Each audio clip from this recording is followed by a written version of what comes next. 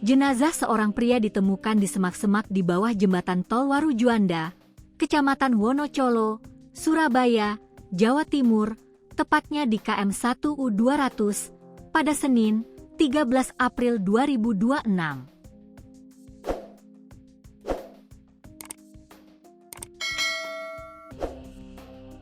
Kanit Reskrim Wonocolo, Ibda Abdul Rohim mengatakan, jenazah yang ditemukan berinisial Y, 55, warga Bratang Gede.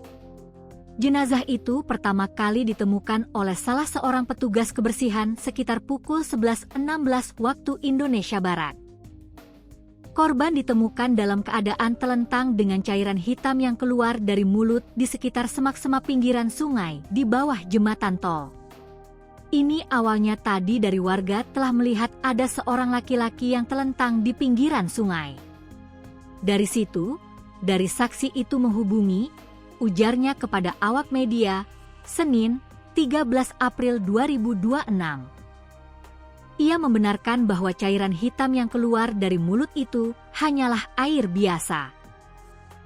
Kan kebetulan di TKP itu bagian bawahnya seperti hitam dan banyak debu, lalu terkena air yang keluar dari mulutnya.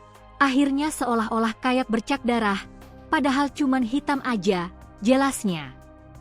Ia memperkirakan korban sudah meninggal sekitar 8 jam sebelum akhirnya ditemukan.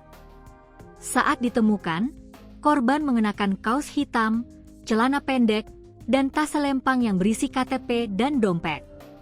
Tidak ada barang yang hilang dan memang korban enggak bawa ponsel, ucapnya. Ia menuturkan, berdasarkan kesaksian warga sekitar korban datang ke tempat tersebut hanya untuk nongkrong. Bukan pesta miras, tidak ditemukan obat-obatan juga. Tapi, kita belum tahu detailnya, nanti kita periksa saksi yang melihat, terangnya. Sementara itu, petugas kebersihan sekitar, Andi Susanto mengungkapkan saat itu dirinya baru saja menyelesaikan pembersihan di area sekitar dan berniat untuk beristirahat sejenak sekitar pukul 11.15 waktu Indonesia Barat.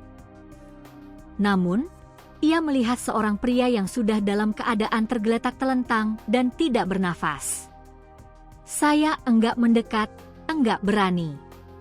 Cuma saya lihat sewaktu istirahat lihat kok ada orang tiduran, tapi perutnya itu sudah enggak mumbul-mumbul, naik turun, ungkapnya.